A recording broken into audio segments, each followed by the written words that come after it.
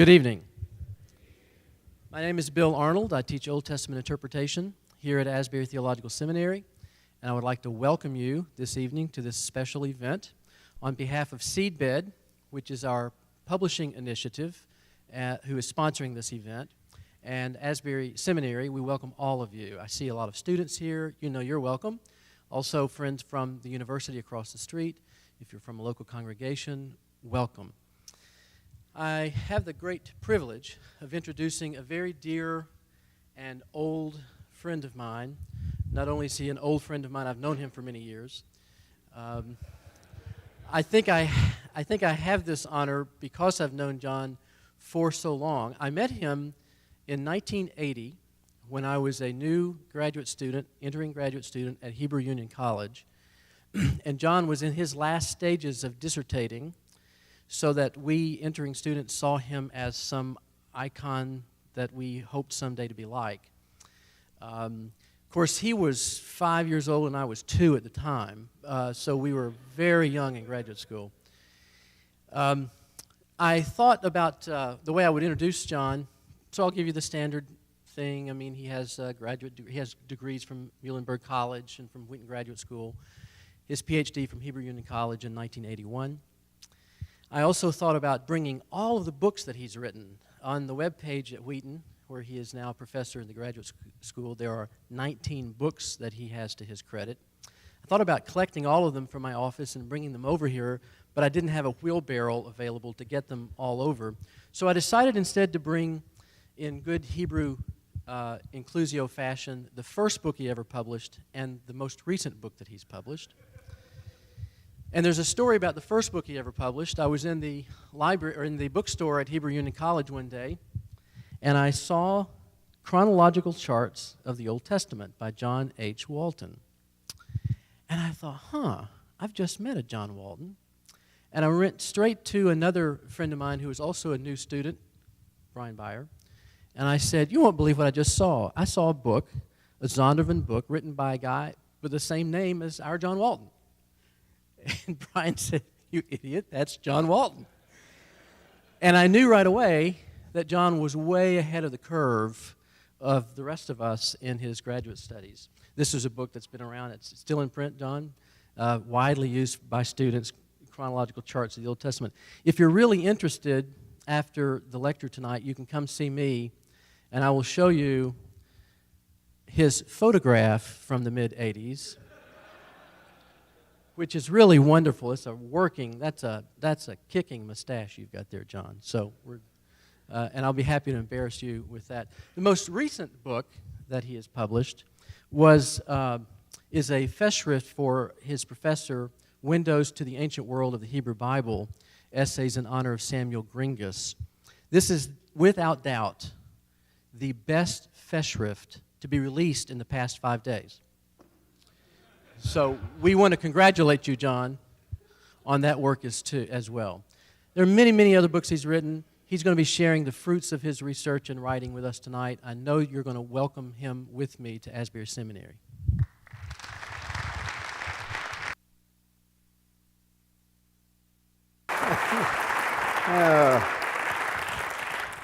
What Bill failed to mention was that I am an editor in that last volume, and he is also an editor in that last volume, and he did far more work on it than I did. Okay, but yeah, so it's out. So, well, welcome. Thanks for coming, and I hope we have a good evening together as we discuss some important information. People believe there's a war out there, that you've got science and you've got the Bible, and that they make claims that are contradictory to one another, and therefore we find ourselves in the very awkward position of having to choose and to try to figure out where we stand. And it's not a controversy that's just inside the halls of the church. It's a controversy that's out there, everywhere out there, this conversation. And so we have to talk about this issue and to figure out how we come down on it.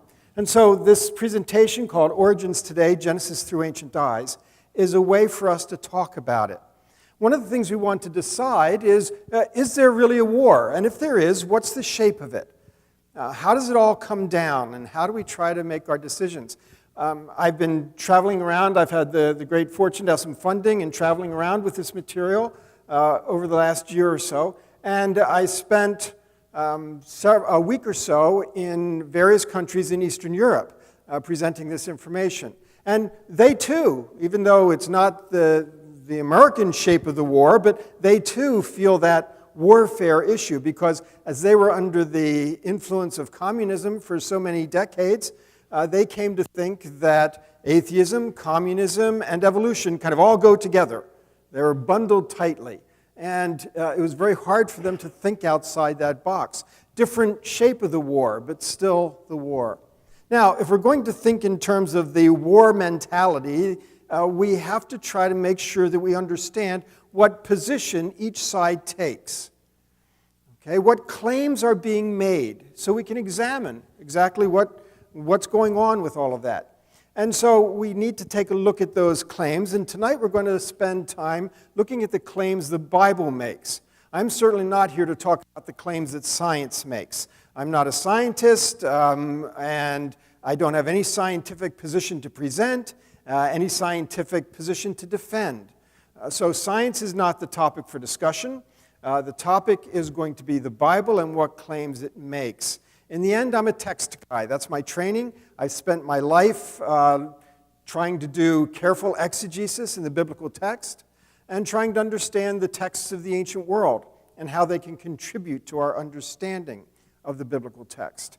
So that's going to be our focus, to try to understand the book of Genesis through ancient eyes. And that doesn't mean ones that need trifocals. It means thinking about the text as an ancient document. It's not a bad thing that we want to try to see how the Bible fits into our modern questions, modern issues and concerns. That's not a bad thing, but it might be a little more problematic if we're thinking about the Bible as if it is a modern text. So, if we're going to start talking about the Bible's claims, we need to start right at the beginning and talk about the issue of biblical authority. How does that all work? Now, the way this is set up, and this is the way we've all learned about it, the idea is that God's purpose is carried out through human purpose. We've got a dual authorship going on here, human and divine. And God decided, apparently, since it's what we've got, God decided that he was going to communicate through particular human beings in a particular language, a particular culture, particular time and place. This was God's decision, and we really can't play Monday morning quarterback on it. This is the way he decided to do it. And so that means that if we're going to get to God's message, we've got to go through that author, okay, that communicator, because that's how the transaction worked. And so we have this authority that's vested in a human author. It's not the human author's authority, it's the authority of God. But we have to go through that author to get it, and that means we have to understand what that author is communicating, because what he's got to say in his time and place, in his language, to his audience, that has authority. And that's what we need to get to. Now, through this, we come to understand that the Bible is written for us, but not to us. Well, I say that so often you'd think I wouldn't stumble on it, but every once in a while I do. The Bible is written for us, but not to us. And by that we mean that the message transcends culture, but the form of it is culture-bound. And therefore, we expect a message coming out of Scripture that we can all benefit from, that is sound theology and revealing God to us. We expect that message to be something that's meaningful to us. But the form of it is culture-bound. And that means we've got a little bit of work to do.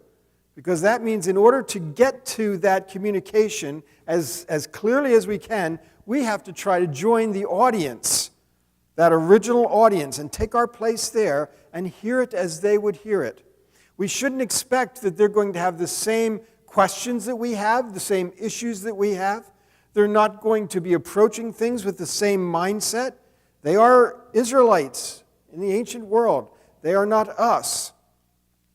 When we look at the Israelite kings, We can't think Charlemagne or Louis XVI or Henry VIII. It's not that kind of kingship. They thought about kingship differently. When we read about cities in the biblical text, we can't think in terms of London, Paris, or Chicago. Jerusalem and Babylon are far different places.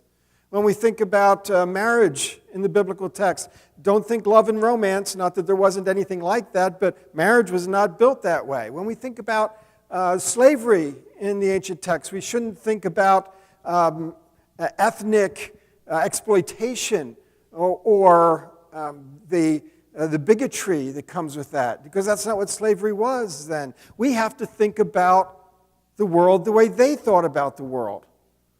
Okay, and so we have to try to accommodate to that world, else we're likely to impose our way of thinking on the text without knowing it, distort the text. So we have to try to enter that world. Now, so we have to see the world the way they did. Here we've got our nice blue earth picture from space. If I had an ancient Israelite right here transported, beam me down, had an ancient Israelite right here to look at that, they wouldn't know what they were looking at. They would have no clue what this was a picture of, because they don't think about the world this way.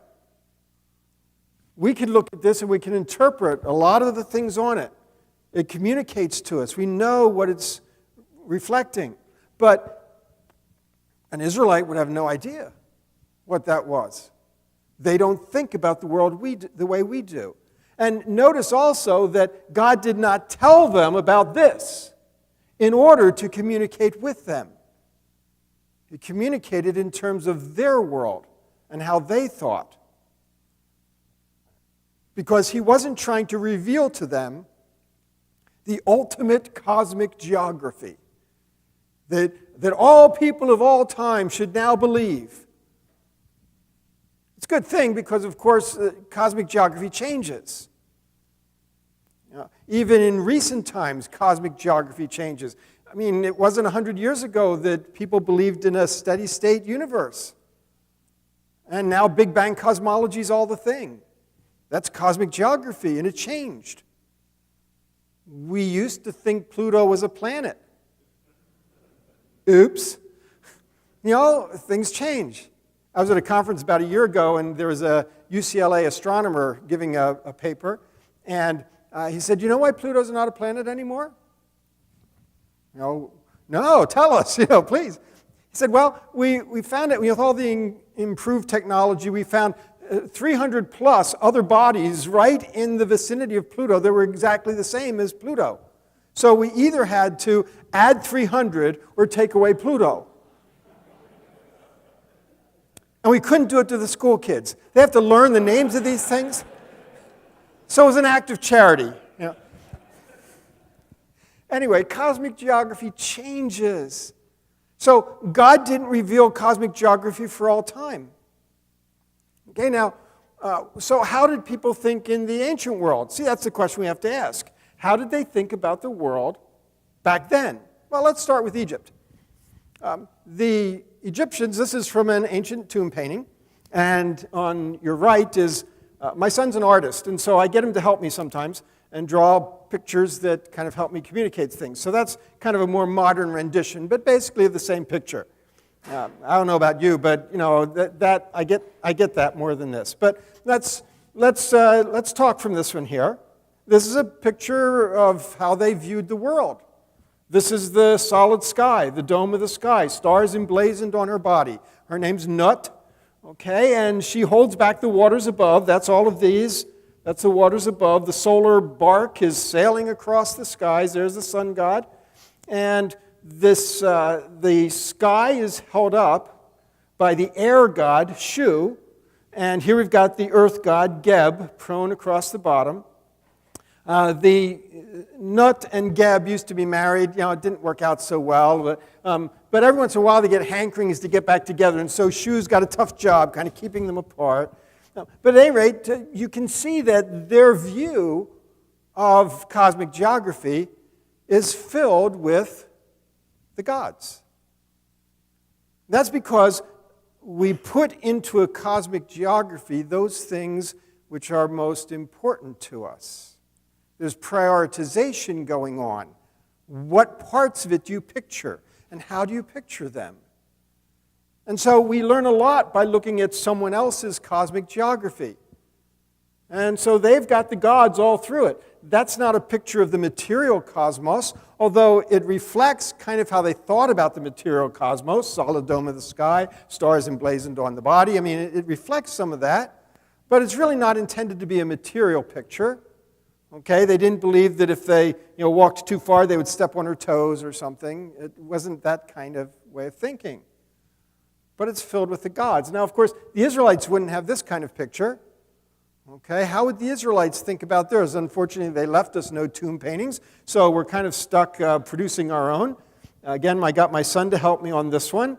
And we just really went through the biblical text and took all the things that were there and tried to reflect them in the picture. Now, here we've got the heavenly temple with its foundations on the waters above. We get that out of Psalms. It's sort of connected to the earthly temple. We've got the solid dome of the skies holding back the waters above, and we've got the waters below. We have a single continent. We have the sun, moon, and stars inside the solid sky. We've got the pillars of the earth reflected here, Sheol, the netherworld, dangling down below, and Leviathan swirling around in the depths. All of it coming out of biblical text. Now, that's a lot different from the Egyptian one, but what you should notice is that it's more different from ours than it is from theirs. To say that another way, if an Egyptian looked at this, they'd know exactly what it was a picture of. And if the Israelites looked at the Egyptian one, they'd know exactly what it was a picture of. But either the Egyptian or the Israelite looking at ours, they would have no clue. This talks about the commonality that is shared among those who lived in the ancient world, even though they have very distinct differences. And we typically discover that when we're comparing between Israel and the other nations around them. Now, if the Israelites thought about the world around them something like that, we have the important question to ask. When God communicates to Israelites, whose cosmic geography does he use? Do we expect God to use our cosmic geography? If so, would he count Pluto as a planet or not? Did he use medieval cosmic geography, Hellenistic cosmic geography? How about the cosmic geography of 100 years from now when we get smarter? No, because cosmic geography always changes. There is no right cosmic geography. And so God just uses theirs. He communicates in terms that are familiar. Not to put a stamp of authority on this cosmic geography, but because you've got to use something to talk about. God wasn't trying to give authoritative revelation about cosmic geography, but he had to use cosmic geography to talk about the things that he is saying with authority. So, as we learn about the way Israel thought about the world, we have to read texts in light of how Israel thought about their world. Now, not only do we have to think about the world the way they thought about the world, we have to think about the text the way that they thought about the text. Remember, if the authority is vested in this ancient author, then whatever he meant by the words is what they mean. The text can't mean what it never meant. And therefore, we are not free to give new meanings to words to accommodate our kind of thinking. We can't say, well, the Bible says that God stretched out the heavens. Big Bang cosmology. They didn't know. No, that doesn't mean Big Bang cosmology. You can't give meaning to the word stretch out the heavens that it didn't have for the author. Now, let me give a little caveat to that. If you found a New Testament author that said, yeah, when they were talking about stretching out the heavens, it was Big Bang cosmology, go with it. But, that doesn't happen. We can't give scientific meaning to words that never had such scientific meaning. Otherwise, we empty it of authority. because now suddenly it's what we want to mean by it, instead of what the author who had authority vested in him meant by it. So authority doesn't really give us a lot of leeway here. We have to read the text the way they read it.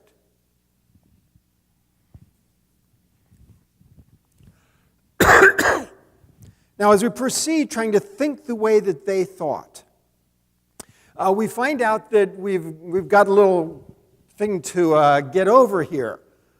We have these categories, natural and supernatural, and we're comfortable with them. We talk about miracles, we talk about intervention, all of these concepts that have to do with understanding this divide between natural and supernatural. But that's our categories. What are their categories? Well, I think you'll find, I found, and I think the evidence is clear enough, that in the ancient world, they really didn't have those as two different categories. There's no natural laws, natural science. There's nothing natural. God is involved in all of it.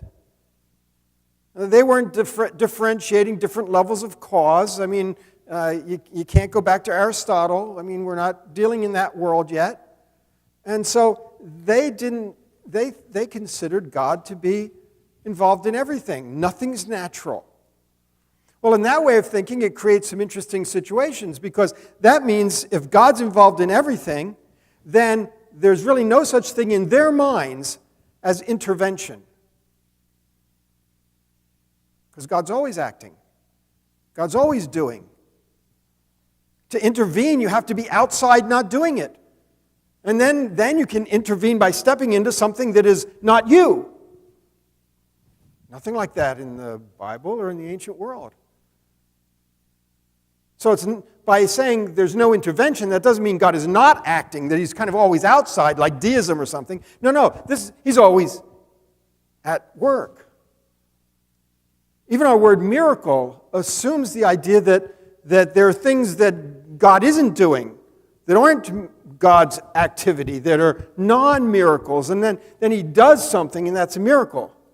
Those aren't Israelite categories. The Bible talks about signs and wonders. God is showing his power. He is showing his care for his people. He's delivering. He's working and acting all the time. But they wouldn't really call them miracles, like supernatural versus natural. They're signs and wonders. It's not easy for us to think like they thought in the ancient world. Categories are different. Conversations are different. But if we're going to read the text for what it's got for us, we have to kind of wipe that aside. Now, as a result, sometimes when we're thinking about this issue, we think in terms of a pie. And we look at something like origins or really anything else, and we say, okay, these are the things that science can explain by natural laws and natural principles and natural. And so those are the things that science can describe. And then the things that science can't explain, then we say, oh, well, that's God. Okay, and so that's God's work. My daughter's a pastry chef, so, my son's the artist, my daughter's a pastry. We get everybody involved. These are family projects. Okay, so you've got natural and supernatural and kind of slicing up the pie. Now, lots of you know the problem with that kind of thinking. It's sometimes called God of the gaps. Because what ends up happening is that the more you learn from the science side, the smaller and smaller God gets, until soon there's only crumbs left. And so we said, so that's not working. That model doesn't help us understand. So we ate the pie, and we tried something else. I mean, there's something else that's got to work here. That's just the wrong dessert. Okay, so, get my pastry chef daughter going again, and let's try something else. Let's try, a layer cake. Okay, now we're working. I was going to say now we're cooking, but now we're baking. Never mind. Okay, so here if we think in terms of, well, there's the things that we call natural. Okay, that science can explain, and that's basically what I mean by that. Science can explain those things. Okay, but our belief is that no matter what science explains, down in that bottom level, that God is doing it all up there on the top level. Now, this isn't trying to do the Kantian divide or anything like that. Don't get too philosophical on me. It's just cake. Okay? But the idea that that in this model, science learns more, it doesn't affect here. Science is just learning more about what's going on down at this level. Science really can't address much up at this level. And no matter what they find, it's still describing what God is doing. Just a different model. Okay, so when we think about this science and Bible kind of thing, now remember that it's not a case that we have to keep making God smaller all the time. Now, a couple principles I want to give you that will help. First of all, observation of natural cause and effect, and this goes back to the cake model, does not remove God from the picture. Just because you can explain something naturalistically or scientifically doesn't take God out of the picture. Psalm 139:13, you knit me together in my mother's womb. You know, that doesn't rule out all of embryology. Okay, that doesn't make OB-GYN specialists apostate atheists. We don't picket their offices or anything. It's everything that they learn about the growth of the fetus in the womb is simply telling us more about the ways in which God knits us together in our mother's womb. These are not mutually exclusive claims. See, we're examining claims here. The claim the Bible makes is not really in conflict with the claims that scientists make. Both can be true. In that sense, there's no conflict. So we have to understand that just in principle, this can work out just fine. Okay, secondly,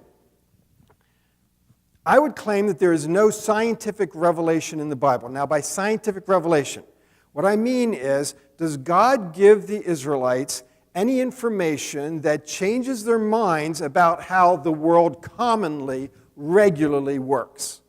I'm not talking about things we call miracles here. Okay, but does God give them information that kind of lifts them to the next level of how the world around them regularly, normally works? And I can't find anything that offers that kind of understanding. God does not upgrade them scientifically. Example with the heart. In the ancient world, they had no understanding of the physiology of the brain. They knew it was there, of course, when the Egyptians mummified. They took out everything that was important to preserve the real person. And for the Egyptians, that was the entrails. That's the kidney, the liver, okay, the intestines. Those things came out, were treated very carefully because that's where the real person was. Brain? No, hook up the nose, pull it out, throw it away. It's gone, meaningless. So they had no understanding of the physiology of the brain, and they really had no understanding of the physiology of the kidney or the liver. They thought that the physiology of what we know as the physiology of the brain was connected to the kidney and the liver and the heart, even the stomach. I still sometimes think with my stomach, but that's not physiology. So we have an uninformed physiology. And when God talks to the Israelites, He doesn't upgrade them. He doesn't tell them really, truly, they think with their brains. There isn't even an ancient Hebrew word for brain that we know. They probably had one, but we don't know it. When your Bible talks about the mind, all your heart, soul, mind, that's the word for entrails. Translators helping you. So they don't upgrade. God talks about the heart as the center of emotion and thought and intellect and will. It's the heart. God doesn't upgrade them and say, well, no, it's just a blood pump. He adopts the physiology that is familiar to them. And as a result, then, God is not trying to endorse with His authority a certain physiology. Good thing, we'd have some problems. But He does use it as a framework for communication. And in that way, the Israelites think like everybody else in the ancient world about physiology, and God doesn't change it. Now, that brings us to an interesting dilemma. That is, we have to carefully consider what scientific claims the Bible may be making. After all, if there's no scientific revelation, if this is not a science textbook and is trying to teach science, if there's no upgraded science in it, is it making any scientific claims with authority? We have to ask the question.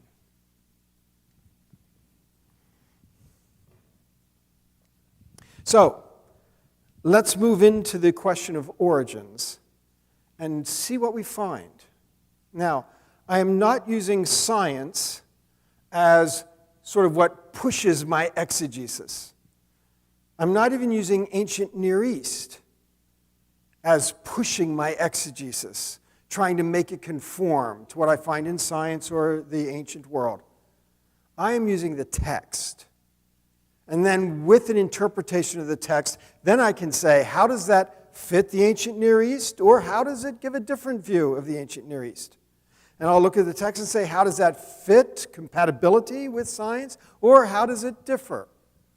But the text is what drives us. Science or ancient Near East could at times prompt us to look at something again. But the text is in the driver's seat as far as my methods are concerned.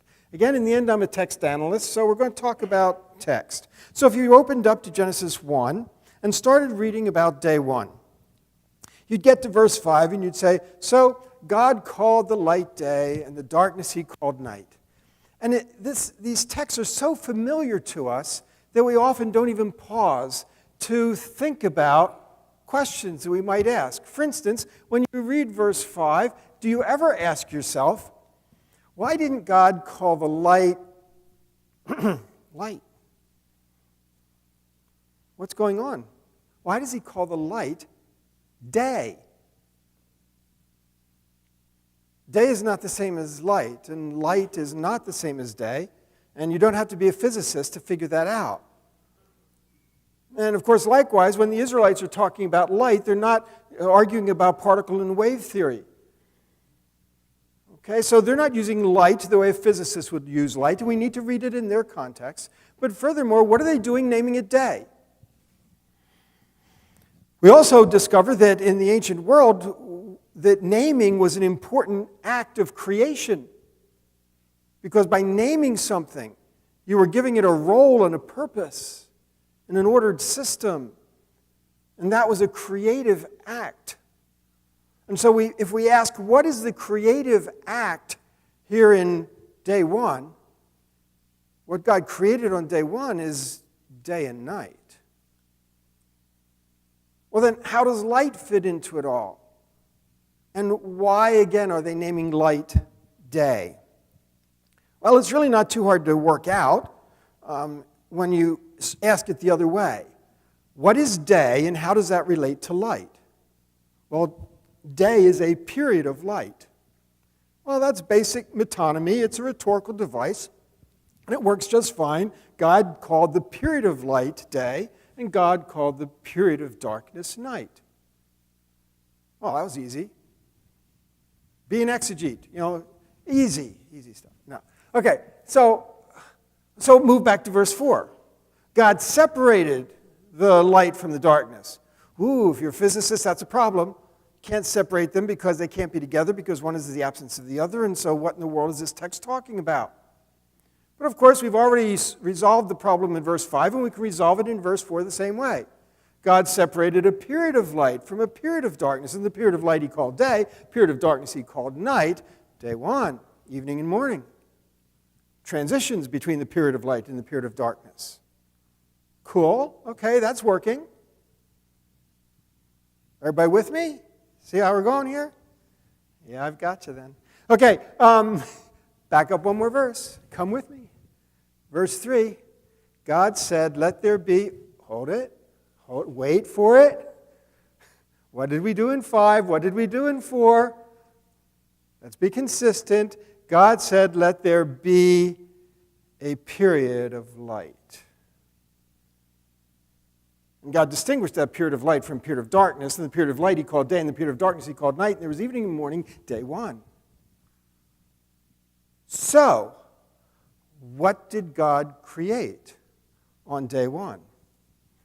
On day 1, God created the basis of time. Alternating periods of day and night. Alternating periods of light and darkness.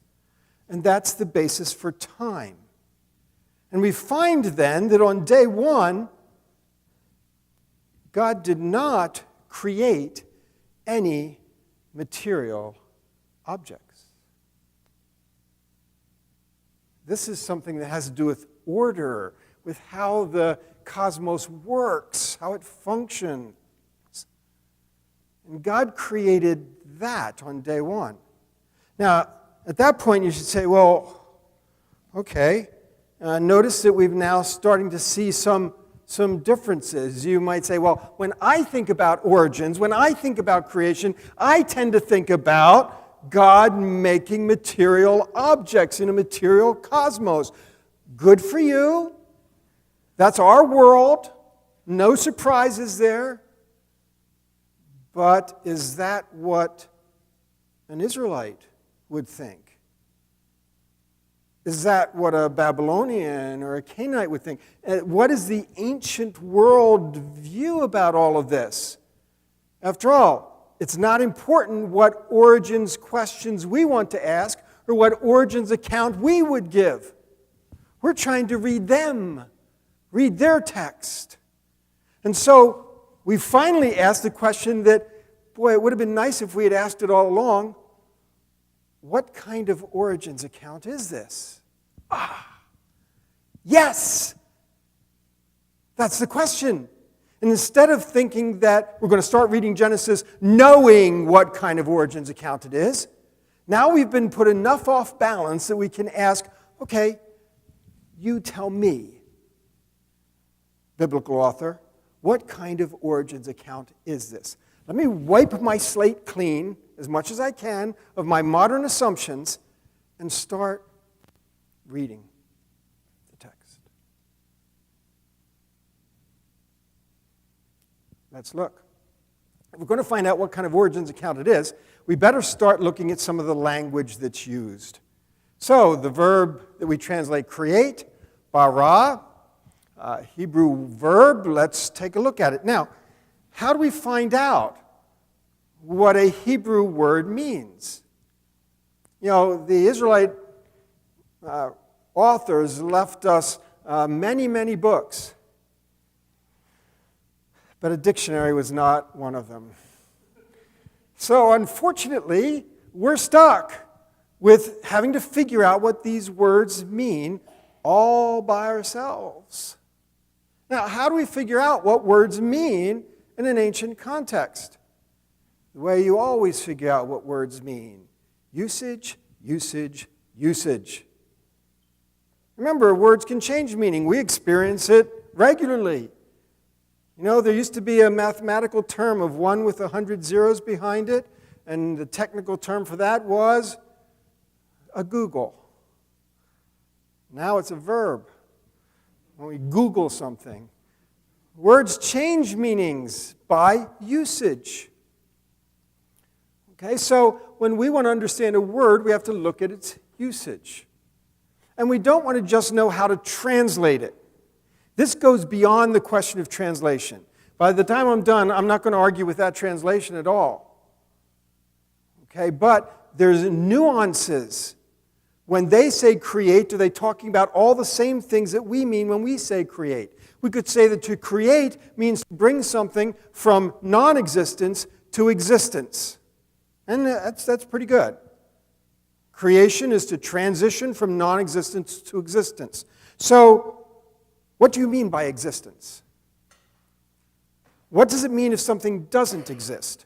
See, immediately all the answers that come to your mind are material in nature. Something exists when you can see it, touch it, appeal to the senses. That's a cultural decision. But we don't often recognize that there could be another alternative. It's not always easy to try to step into their world and think the way that they think. So, we look at usage, 50 occurrences. We first learn that it only takes God as subject or actor, so it's a divine activity. That's important, but it's not the most important.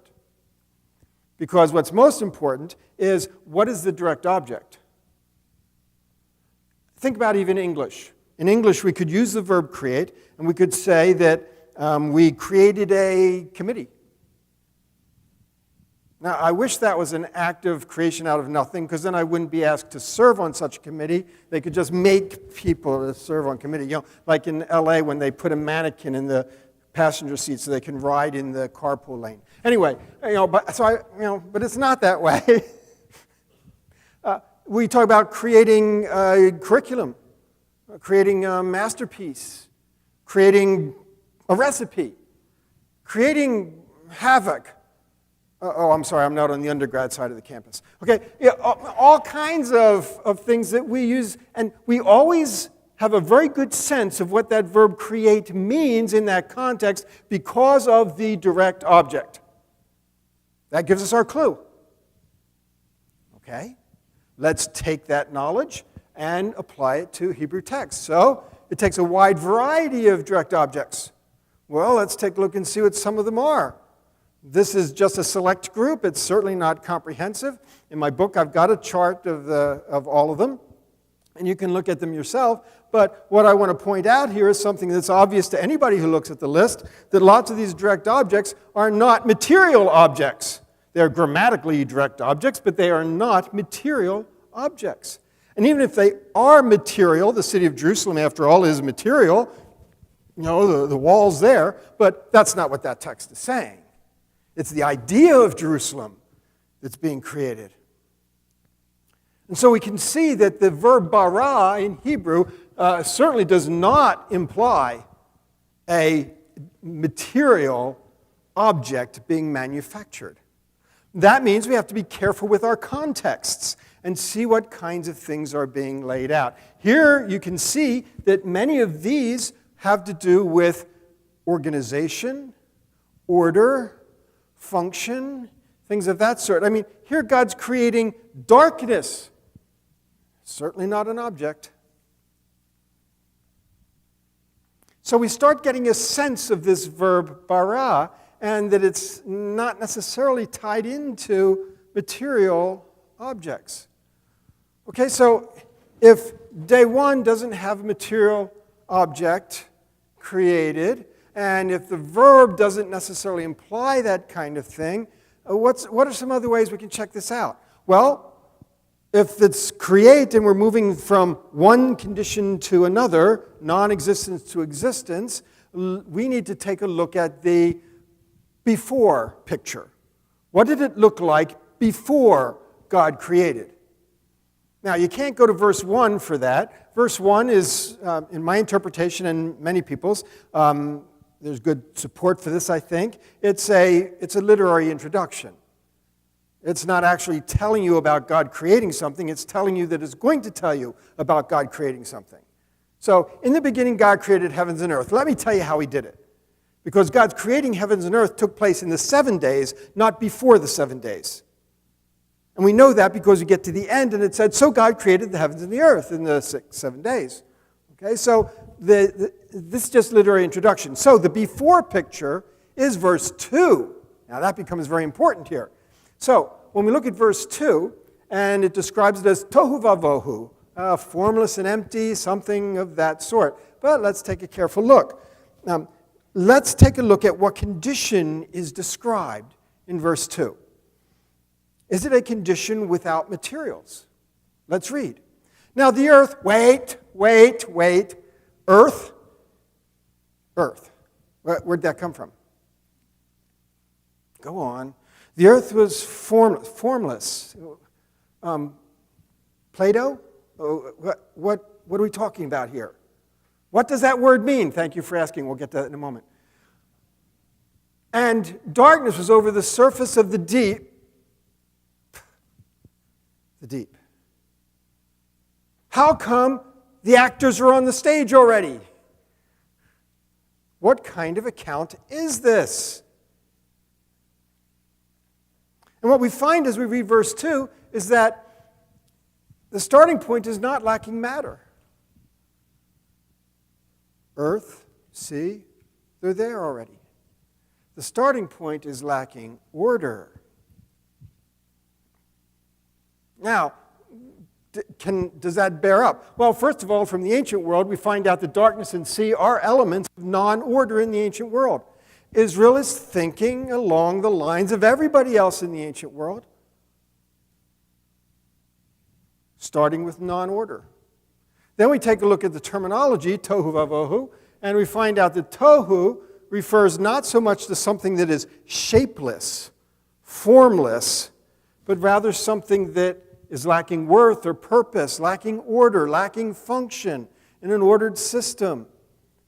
Again, I've got the chart of all the uses in the book, and you can check it out yourself. So here we find that the text is not dealing with a situation where matter is lacking, but where order is lacking. We find a parallel in Egyptian. There it talks about the non-existent. The non-existence is a place that's not integrated into the ordered world, not differentiated, not assigned a function, has potential, but there it is. It's not functioning yet. They'll call the cosmic sea non-existent. They'll call the desert non-existent. They send their enemies into the non-existent, and that doesn't mean that they're annihilated in body and spirit. They just driven off into the non-existent realm. Now, the philosophical term for thinking about existence is ontology. And so ontology, what does it mean for something to exist? Clearly, the ontology of the ancient world is different from ours. We have what we could call a material ontology. Things exist when they take material form and shape. Okay, but in the ancient world, that's not where the line is.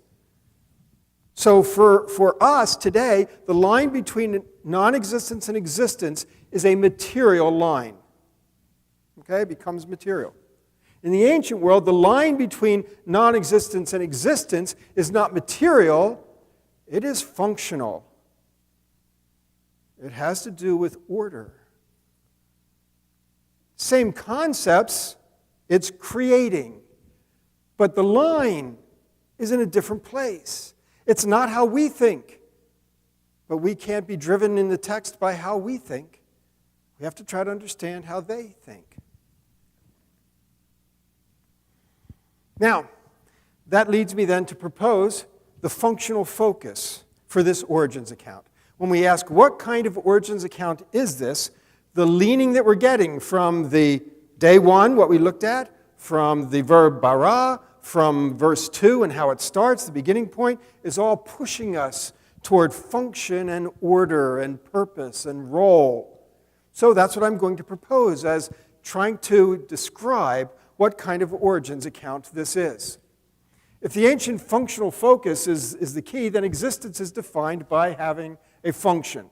And by that I don't mean, so when we talk about the sun functioning, I'm not talking about, was it a burning ball of gas? No, that's scientific functioning. We're not talking about that. I want to know, was it functioning for people in the world that God made for them? And it can't do that until they are there. Tree falls in a forest and nobody's there to hear it. Will it make a sound? Interesting question. Okay, so I'm not talking about scientific functions. I'm talking about functions for people. The ordered world that they're talking about has people as the key part of it. Okay, so if people aren't there, nothing's functioning. Take the account of a house that's been built and nobody's living in it. It may well be that the electricity's hooked up, the water's hooked up. If anybody were there to turn the faucets and throw the switches, it would work perfectly well. But it's not functioning because nobody's there. That's what we're talking about with functioning. Not being able and ready to function, but actually functioning for someone. In that context, good is not referring to something that's perfect. Hebrew tov does not refer to that. Now, you could make the case that, but when it says God is good, isn't that perfection? Well, God is perfect, yes, I'm not arguing with that, but that's not what is conveyed by the Hebrew word there. The Hebrew word being used throughout the usage in the Old Testament is talking about something that's working the way that it should work. That's many of the contexts that you get. Functioning properly in an ordered system. When I got on a plane to fly down here, I assume that the pilot's in the cockpit doing the pre-flight check, the checklist. You know, he's going down the list. You know, flaps, good. Engine, good. Food. Anyway. Oh, that's not on the list anymore. Okay. So, you know, making sure it's ready to function. Now, how do I know that it means that here? Context, context, context. We would really know what it meant by good if there were only something that was not good. If it only described a not good situation, then we'd know what good was. If it was not good for... we do have something. It's not good for man to be alone. That's not a statement about moral perfection. We won't explore that. It's not, you know, it's just saying that's not fully functional yet. Genesis 1, then, I would suggest, provides an account of functional origins, not an account of material origins. The origins of order, not the origins of stuff, objects. Genesis 1 is about God bringing order, functionality into the midst of non-order, non-functionality. And that's how things work in the ancient world as well. But you can see I'm not imposing it from the ancient world. I'm showing it to you in the text and then saying, oh, by the way, the ancient world thinks this way as well. Now, as a result, in this approach, it doesn't make any sense to ask what objects God created on any given day. Just the wrong questions for the wrong text. The text is not talking about objects being manufactured. The text is not concerned with the existence of matter. Those questions are immaterial. Yeah. My students somehow learn to live with it, you know. Naming and separating are principal acts of creation. We don't think of them that way. But this is throughout the ancient world. These are the terms they think in. To give something a name is to give it a role and a purpose in an ordered system. To separate it out from other things distinguishes it for having its own role, its own place in an ordered system. These are creative acts.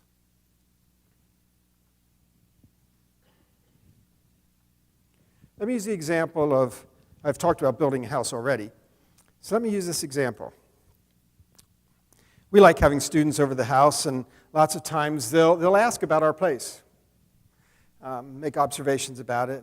And when they ask me about our place, they don't want me to describe the plumbing and the electrical wiring, the material of the roof and how old or new it is, and the foundation, the heating, air conditioning. No.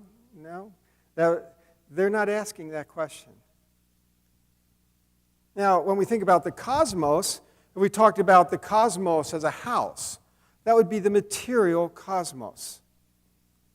And of course, that's the way our world likes to think. We like to think about the origins of the house, the material aspects of the cosmos. And I'm glad we do. I'm glad science does those things because that helps us understand our world better. That's a good thing. Okay, but that's a certain kind of question. And of course, what we've learned as we've learned more about the universe, the expanding universe in which we live, is that in this house story that science helps us understand, we are largely insignificant. I mean, even our galaxy is insignificant in the stretches of the universe, not to mention our solar system or our planet or our continent or our city or me. And the house story makes us feel a little bit puny. A termite's egg in the... Anyway, okay? I won't press the analogy. Okay? So, but the house story is important to us. That's one story of origins. But see, when my students ask about our place, they don't want to hear the house story. when my students ask about our place, they want to hear the home story. They don't want the origins of the house. They want the origins of the home. They want to know how it became our place, how it works for us, how long we've been there, and they want the home story. It's an origin story, but it's a different origin story.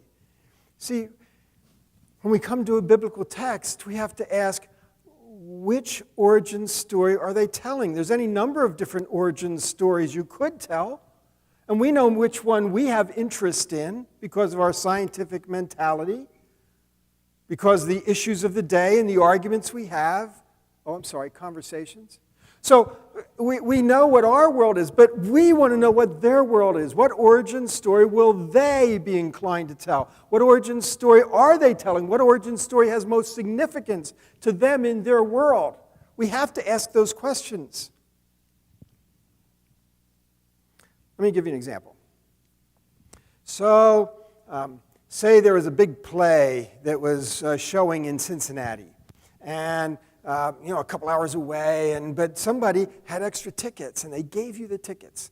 And, boy, you'd never be able to afford those tickets. You'd have never bought those. I got a tight budget, but here somebody gave you these tickets. So you're real excited about it, and you make your way up to Cincinnati, and lo and behold, even though today was 70 degrees, it's suddenly 16 degrees, and there's snow, and I know that never happens here, but so, the traffic's difficult, and it takes longer than you thought, and you get into Cincinnati, and you've got the address, but there's construction on some of the streets, and there's one-way streets, and you get all turned around, and then you finally get to the theater, and you say, oh, I've got to park somewhere, and there's no parking anywhere, so you go looking for a park, right? And just everything's going wrong, and you're real stressed about it all because you're really excited about this play. And so you finally get a parking spot, and you head on into the theater, and there you stand at the back, and you look at your tickets, and you say, yeah, right down in the third row.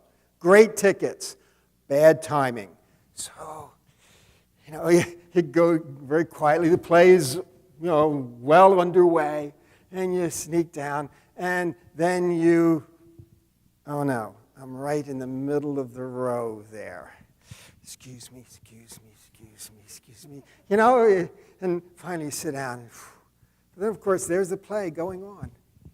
So you're already embarrassed enough. So you say, how'd the play start?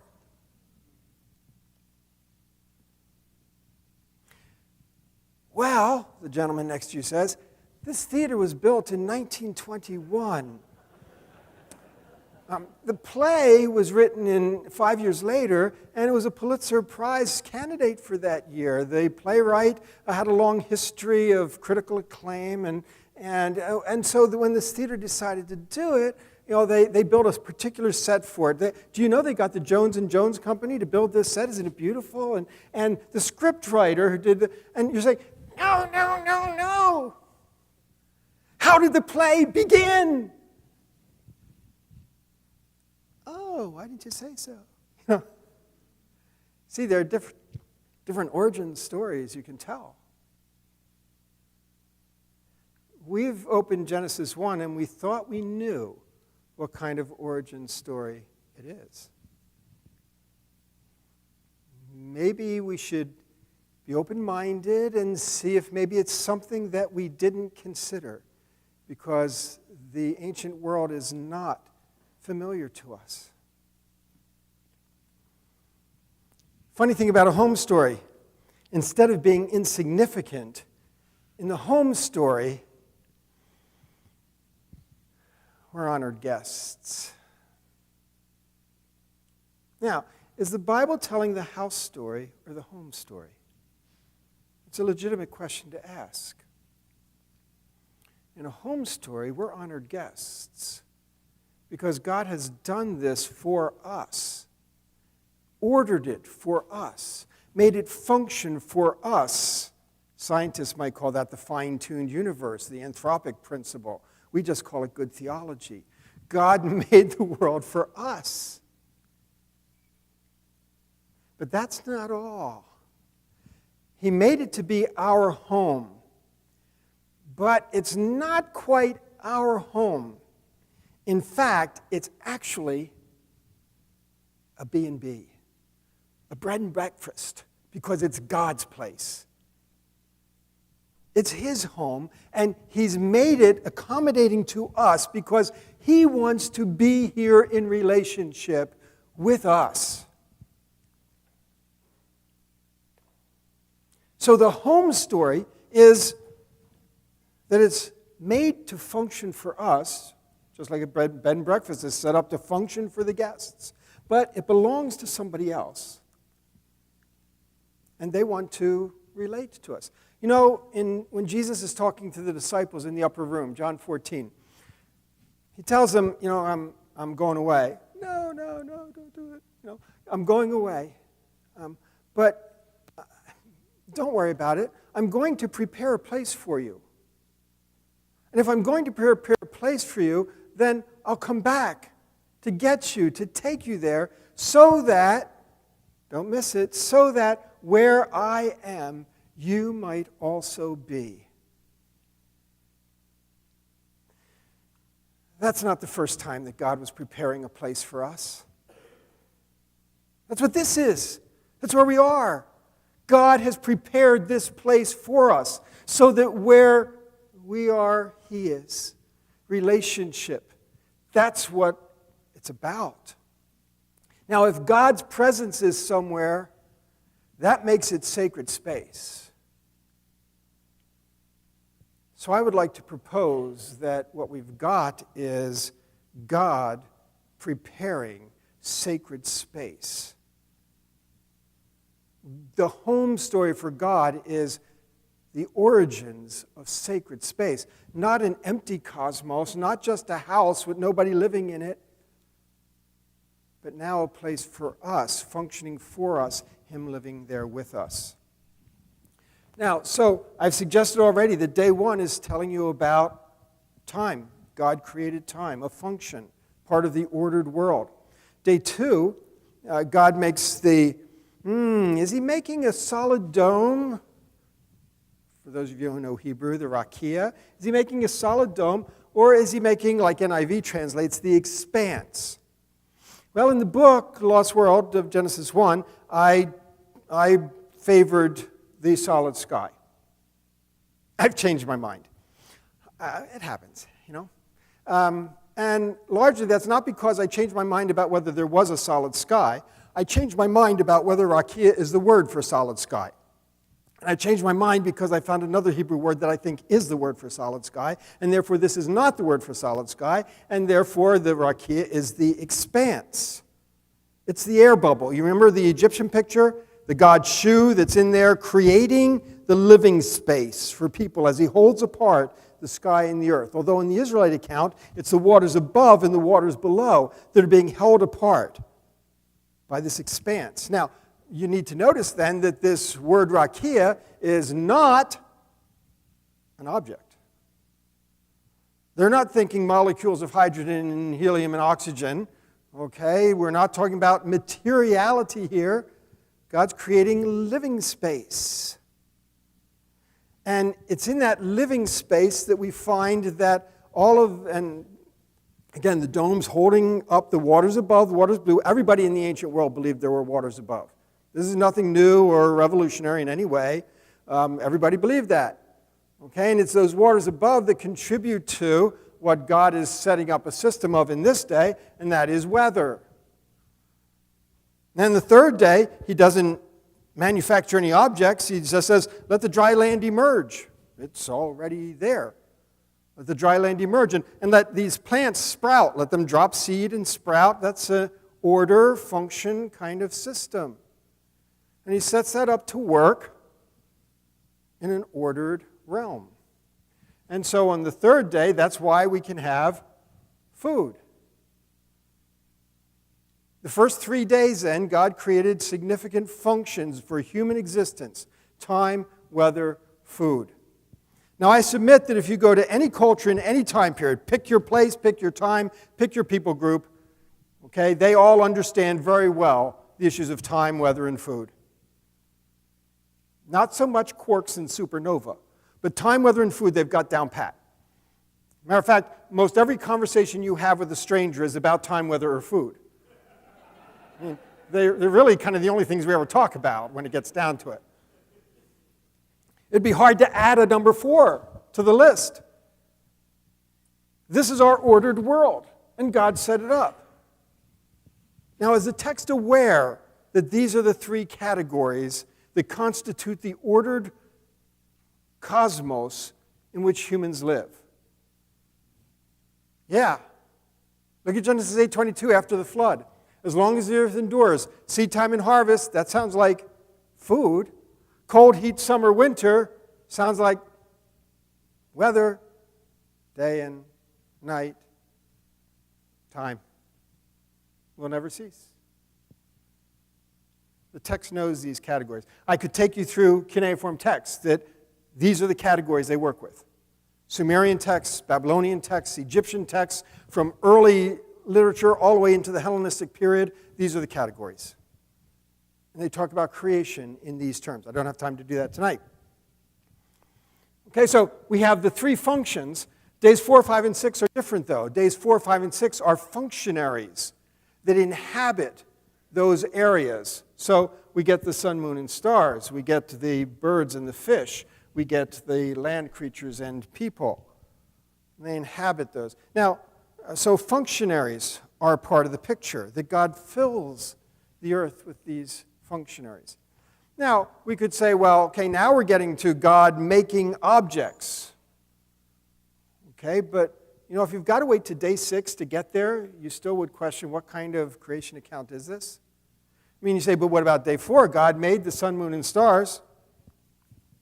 Question.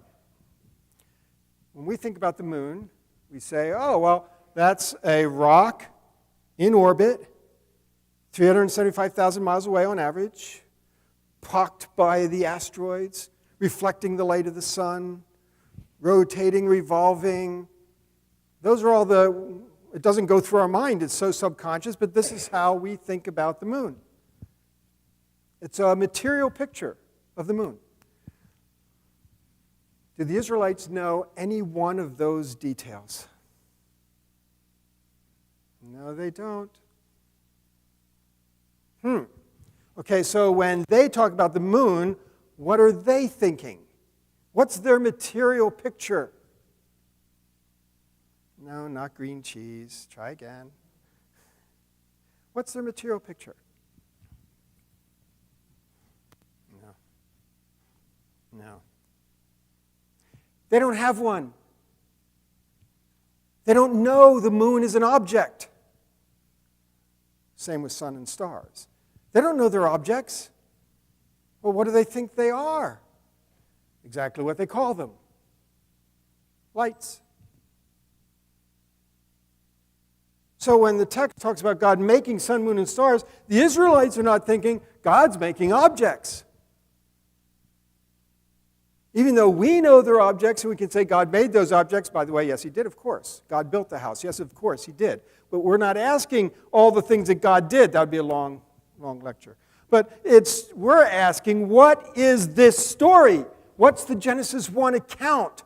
What origin story are they telling?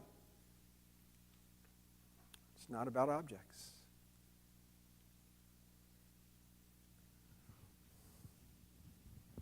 Now, but we say, but it says made. It said God made. Hebrew word asa. What about that? Hebrew, when students learn Hebrew, they learn asa means to do or to make. Let me tell you, that is only the beginning. Asa occurs over 2,600 times, and it's translated dozens of different ways in any given translation. So we're really kind of doing a shortcut here to say it means to do or to make, not to mention the fact that do and make are very different things. So what does the text talk about when it says that God asad the sun, moon, and stars? What kind of activity is that? Well, we do a little looking around. Exodus 20 is often brought up in the 4th commandment. In 6 days you shall do, that's asa, all of your work. On the 7th day you shall not do, that's asa. any of your work, for in 6 days the Lord your God, asa, the heavens and the earth. Okay, well, now what's going on? We translated do here and we translated do there. Why don't we translate do here? Well, of course, I'll tell you why. Because in English, it doesn't make any sense to say God did the heavens and the earth. We're driven by Hebrew idiom, not by Hebrew words. So what kind of activity is it talking about here in Exodus 20 as it clearly refers back to the 7-day account in Genesis? Well, look at Genesis 2:2. By the 7th day, God had finished all the work, same word, all the work that he had been doing, that's asa. So on the 7th day, he rested from all his work. Same word. Now, here we can see Exodus 20 is quoting Genesis 2 and, importantly, Genesis 2:3. Then the Lord God blessed the 7th day and made it holy because on it he rested from the work. What is God's work? The work of creating, that's bara. That he had done, that's asa. What does it mean for God to asa something in Genesis 1? He's doing his work. What is that work? He's baraing. He's creating. Is that a material manufacturing process? No reason to think so. We can look at other uses. Genesis 3:21, God asas the garments for Adam and Eve. Wow, that's an interesting use. Amos 5:8, God asas the constellations. Obviously not a material kind of process here. Isaiah 44:22, the servant is formed in the womb. Often involves supervising, commissioning, delegating. Job 37:2-13, lists of what God does, asa, is filled with functions. We need to press on. Getting the idea, trying to understand the story they are telling. So, cosmogony outside of Genesis. Formed summer and winter, created north and south. Mountains born, world brought forth, planted the cedars. These are all creative activities. Created waters above the skies. Conclusions outside Genesis. Different concepts, certainly, but uses verbs, make, form, create, interchangeably. Mixes ongoing with initial, all these kinds of things. When we look at the text carefully, I'm sorry I don't have time to go through these. Time is marching on. Okay, material cosmos certainly is attributed to God, but that doesn't mean that's the story Genesis 1 is telling. More interested in function, order, and God's controlled rule. Okay, we need another important element here. Let's talk about this sacred space idea. I refer to it as the cosmic temple. Now, when we read Genesis 1, the 7-day account, we get to day 7 and we're a little bit confused. Because now we say, well, why would God need to rest? I mean, he doesn't get tired, he doesn't need sleep, he doesn't need downtime, leisure, he's not reading a good novel. What's up with God needing rest? And furthermore, what is this concept doing in a creation account? This is a creation account. Why would it talk about that? Well, see, we need some pieces of information that we do not have. If you were to show this 7-day account to a Babylonian or an Egyptian, they would look at it and they would say, oh, this is a temple account. And you would say, oh, what do you mean?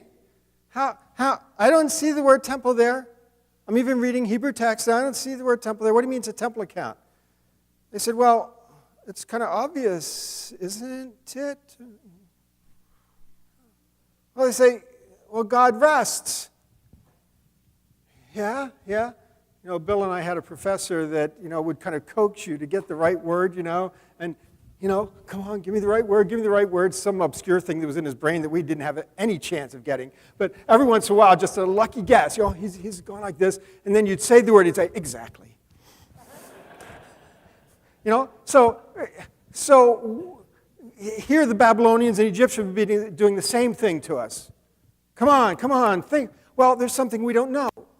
What we don't know is that in the ancient world, gods rest in temples. And therefore, if God is resting, it's a temple story. Temples were built for gods to rest in. And therefore, something that is obvious to any reader in the ancient world, we miss entirely. The temple is not only a house for the deity, it is the command center of the cosmos. This is where the God runs the cosmos. You know, it's just like if you were thinking of the White House and you thought it was all about the Lincoln bedroom. No, it's about the Oval Office, folks. You know, it's where the president runs the country. That's what makes that important. And it's the same thing with the temple. This is where God runs the company. It's the country, the cosmos. It's the hub of operations. Okay? And we see that this is addressed in a biblical theology of rest. When God says that he's going to bring the Israelites rest from their enemies all around, it's not that he's going to bring them, what, leisure time? No. Stability, security, order, so they can live their lives. When Jesus says, "Come to me, all you who labor and are heavy laden, and I will give you naps." No. I will give you rest. And that's the order and stability of kingdom living. And there's a yoke to carry. Take my yoke upon you. But it's rest because there's order and stability in the kingdom. And Hebrews 4 tells us you've not yet entered that rest. See, the biblical theology of rest helps us understand this. That it has to do with kingdom, not leisure. God ceases his ordering, Shabbat, to cease. He ceases his ordering because it is now optimally ordered for human life, and therefore he takes his command.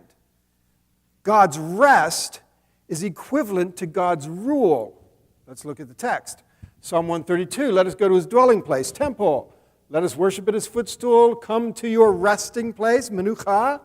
Okay, and you in the ark of your might, for the Lord has chosen Zion. This is my dwelling. It's a temple. This is my resting place forever and ever, and here I will sit enthroned. God's rest is equated with his rule. You know, when you move into a new place, a new apartment, new house, what do you start with? Boxes everywhere. No order whatsoever. You cannot live your life in boxes.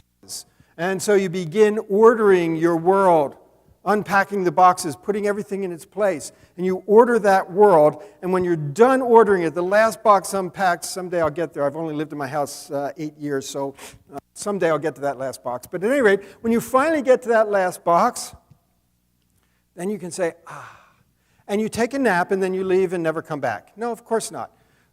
We're not, okay? You now are able to rest, which means you are in a controlled environment which you have set up and ordered for your use, and you are now able to function normally in that ordered setting.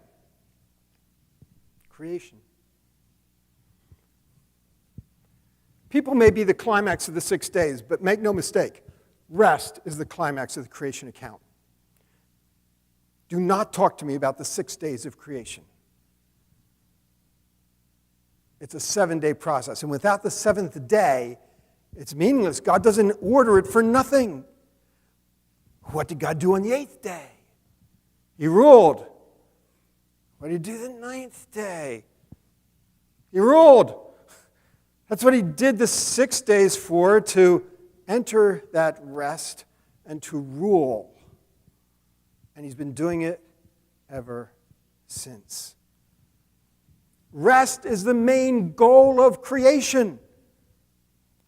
See, and we lose that entirely when we think that this is a house story, when we think it's about material objects, because then we don't know what to do with day 7. But rest is the main goal of creation. He is ordering it in order that we rest in it. We do, he does, relationship. Resting expresses control over an ordered system. Rest is not the opposite of activity. Rest is not becoming uninvolved. Engagement not disengagement. Rest is something we engage in. It's not disengaging from everything. Rest God gives resolves unrest.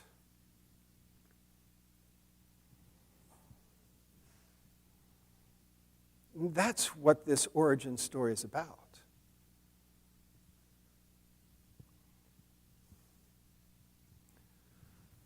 Now, we get to the 7 days question, and we have arguments. Does it mean a 24-hour day and therefore mean a young earth? Is it talking about kind of longer days? Are they literary days? Are they extended days? And we get talking about what day means, so we can talk about kind of how we understand a biblical view of the cosmos. All of that discussion assumes that we've got a material house account. So, I believe the word day suggests it should be a 24-hour period. I always believed that. I was young earth for more than half my life because I always believed that. I didn't know what else to do with that piece of information. But I was assuming that it was a material account, a house story. The discussion then often concerns the age of the earth because we've already decided that we think it's a house story. But if the 7 days is connected to a temple and sacred space, then we ought to think about a temple inauguration. After all, are we doing good? After all, when Solomon built the temple, he spent 7 years building the structure, the house. And we've got the house story in part in 1 Kings. But then, when that's all done, and you sit there and look at it, complete, is it a temple? I know it's late, but shake your heads this way, okay? No, it's not a temple. And why isn't it a temple? Well, God's not in it. A temple isn't just describing a structure. A temple is describing a function. So how do they transition from a house to a home? From a building to a temple? Well, that takes place in an inauguration period. And in that inauguration period, follow this, they proclaim the functions of the temple. They install the functionaries of the temple. Have a familiar ring to it.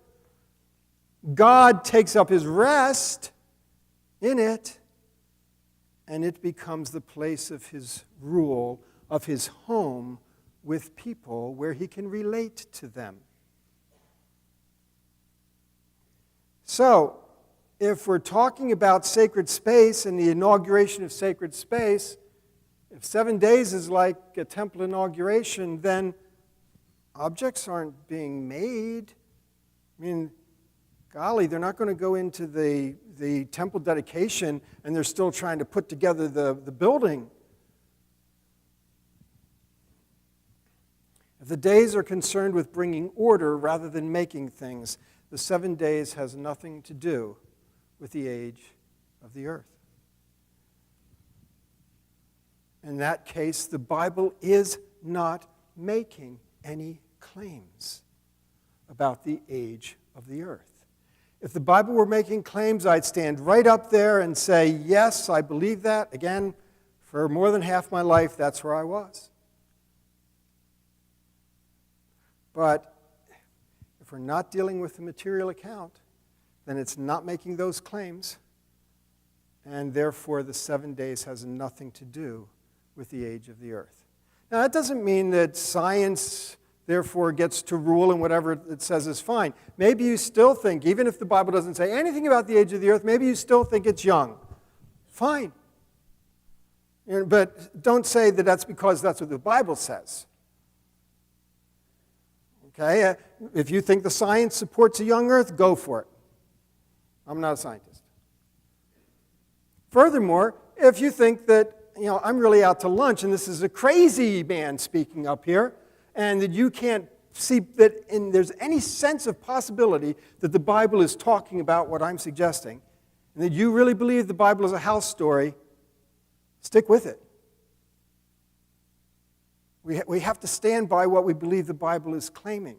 I'm only asking you to consider information that I'm putting on the table. I'm not here to persuade anybody. There's going to be no altar call, four verses, no card signed at the back, okay? I'm not trying to persuade. I'm trying to give information that might be useful to some of you. Maybe some of you not at all.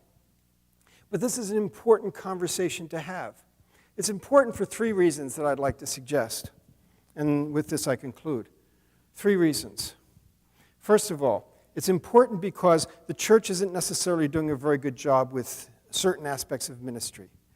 We've got science people, science professionals, science teachers, science students, all riddled through our churches. How are we doing at serving them? I've got a colleague in biology, and when she goes to a church and they start asking about her, the minute she says, I'm a biology teacher, she knows exactly what the next question is going to be. And she dreads it. Because she said, the minute I say anything about that, I am going to be marginalized. And suddenly, I am not a worthy member of that congregation anymore. We're not doing a very good job ministering to Christians in science. As a matter of fact, we tell our kids not to go into science. It's the devil's playground. And so no wonder science is filled with non-Christians. We're not doing a very good job of ministry. Secondly, we're not doing a very good job of evangelism. There are plenty of people out there in our universities who are intrigued by Christianity because they are intrigued by Christians that they have come to know and that they respect.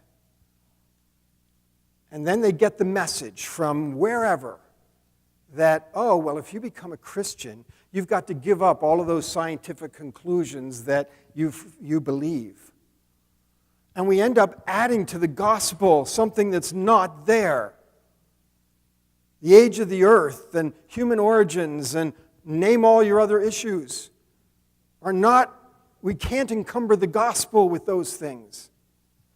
They don't determine whether you are in the kingdom or not.